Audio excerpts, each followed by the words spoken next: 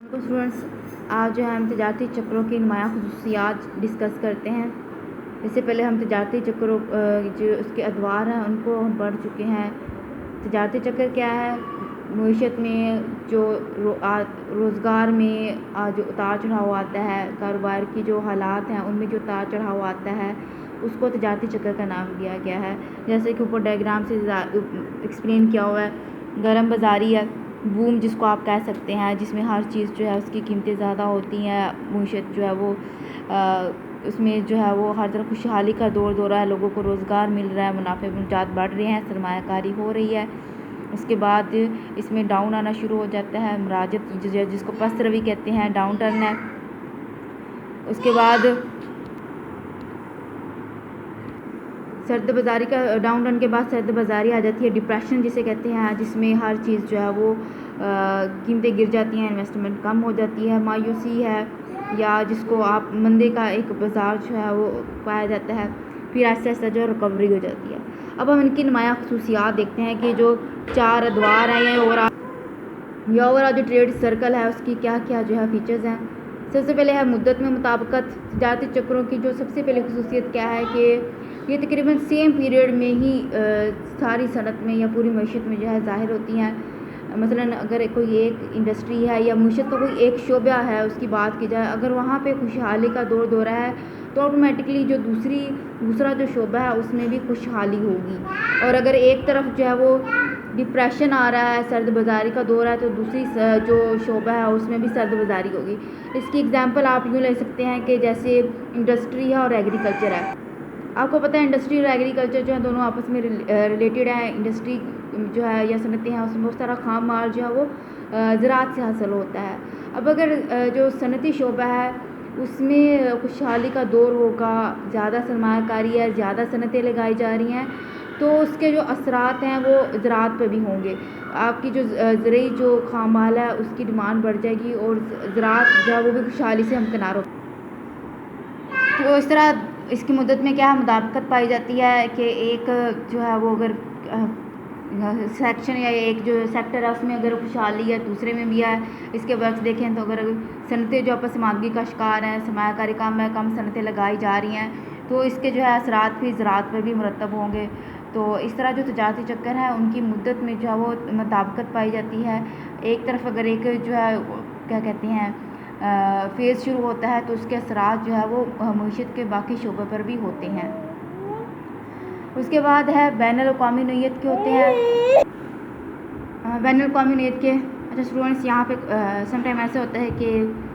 میں ایک بات کہتے ہوئے درمیان میں یا تو کوئی گیپ آ جاتا ہے یا بات نیکسٹ جو ہے وہ وہاں سے شروع نہیں ہوتی جہاں پہ ختم ہوئی ہو، تو سم ٹائم بچے یہ ہے کہ آپ کو پتہ ہے گھر میں یہ جو ہے وہ ریکارڈنگ ہوتی ہے تو سم ٹائم اٹھنا پڑتا ہے یا ریکارڈنگ کو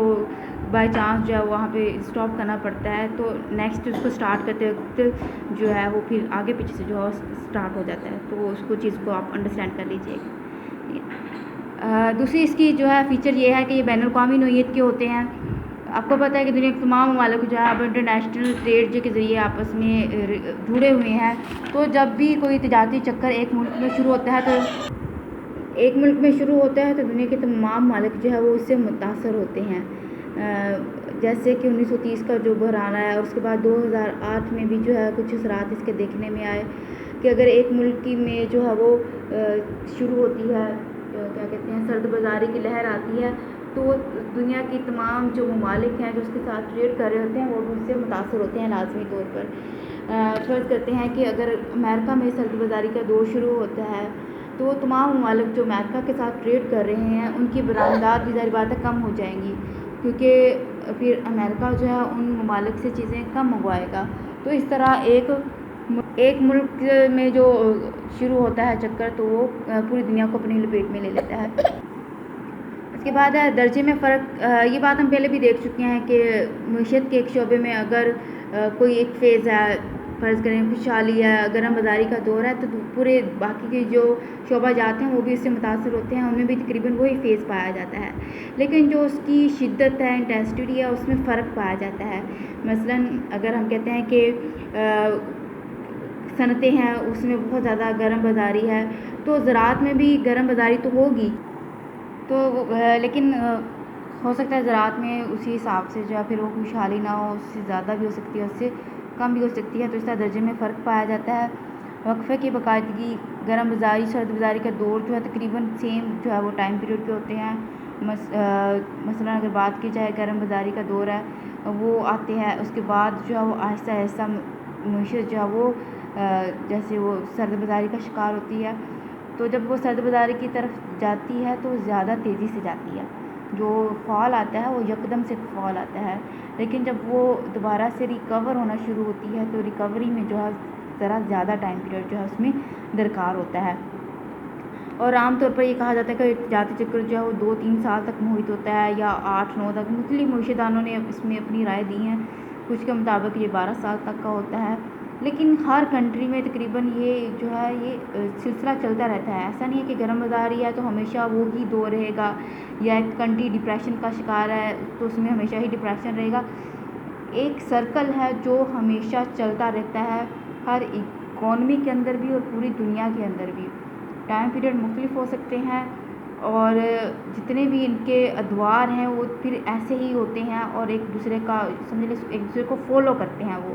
اور تقریباً ہر دور کا جو ٹائم پیریڈ ہوگا وہ تقریباً پچھلے کے برابر ہی ہوتا ہے۔ لیکن جیسے میں نے بتایا کہ فال زیادہ سپیڈ سے آتا ہے اور ریکوری جو ہے وہ نسبتاً سلو ہوتی ہے، آہستہ آہستہ جو ہے معیشت جو ہے دوبارہ ریکوری کی طرف جاتی ہے۔ ماہرین کے مطابق معیشت میں خوشحالی سے بدحالی کا شور ہوتا ہے تو بہت تیزی سے ہوتا ہے، ٹھیک ہے، جیسے میں نے بتایا کہ اس میں یہ جیسے جلدی نیچے کی طرف جاتی ہے اور ریکوری جو ہے اس میں سلو ہوتی ہے۔ اس کے بعد کیا ہے، تجارتی چکر کی دونوں جو ایکسٹریم ہیں پوائنٹس، گرم بازاری اور سرد بازاری، دونوں ہی سمجھ لو خود ہی اپنے خاتمے کا باعث بنتی ہیں۔ گرم بازاری میں کیا ہوتا ہے، کیونکہ انویسٹمنٹ زیادہ ہو رہی ہے، زیادہ چیزیں بنائی جا رہی ہیں، تو ایک ٹائم آتا ہے کہ اوور پروڈکشن ہو جاتی ہے۔ اوور پروڈکشن ہونے کی وجہ سے قیمتیں کم ہونا شروع ہو جاتی ہیں، قیمتیں کم ہوتی ہیں، منافع کم ہوتا ہے، تو وہ صنعتوں کو آہستہ آہستہ کم کرنا شروع کر دیتے ہیں، تو اس طرح معیشت جو ہے وہ بحران کا شکار ہونا شروع ہو جاتی ہے۔ اور سرد بازار میں کیونکہ ہر چیز سمجھ لیں ایک دفعہ ٹھپ ہوا پڑا ہے، لیکن بے شک معیشت جو ہے بالکل مندے کا رجحان ہے، تو پھر بھی وہاں پہ کچھ نہ کچھ طلب موجود ہوتی ہے، ضروریات زندگی کی کہہ لیں یا دوسری ضروریات کہہ لیں، تو جتنا بھی اسٹاک ہوتا ہے، کیونکہ اس دور میں کارخانے وغیرہ بند ہو چکے ہوتے ہیں، تو جو مال اسٹاک میں پڑا ہے وہ آہستہ آہستہ کیا ہے وہ سیل ہو جاتا ہے، اور جب وہ سیل ہو جاتا ہے تو پھر سے جو مزید طلب ہے اس کو پورا کرنے کے لیے مزید جو ہے وہ پھر کام ہونا شروع ہو جاتا ہے۔ تو اس طرح یہ دونوں جو ایکسٹریم فیز ہیں، یہ دونوں خود ہی ایک دوسرے کے خاتمے کا خود ہی اپنے ہی خاتمے کا باعث بنتے ہیں، اور معیشت جو ہے وہ اگلے فیز کی طرف چلی جاتی ہے۔ تجارتی چکر کے جو گرم بازاری کے دور میں جو ہے یہ ہم آلریڈی پڑھ چکے ہیں، یہ دونوں انتہائیں جو ہیں، پہلی انتہا میں کیا ہے کہ آمدنی بڑھتی ہے، روزگار میں اضافہ ہوتا ہے، قیمتیں بڑھتی ہیں، منافع جات بڑھتے ہیں، جبکہ سرد بازاری میں قیمتیں کم، بے روزگاری زیادہ، اور اس طرح کے جتنے بھی سمجھ لیں کہ ایک نیگیٹو انڈیکیٹرز ہیں وہ سارے کے سارے اکانومی میں موجود ہوتے ہیں۔ تو یہ جو تھی یہ اس کی خصوصیات ہیں تجارتی چکروں کی، ٹھیک ہے، جس کو ہم نے آج جو ہے ڈسکس کیا۔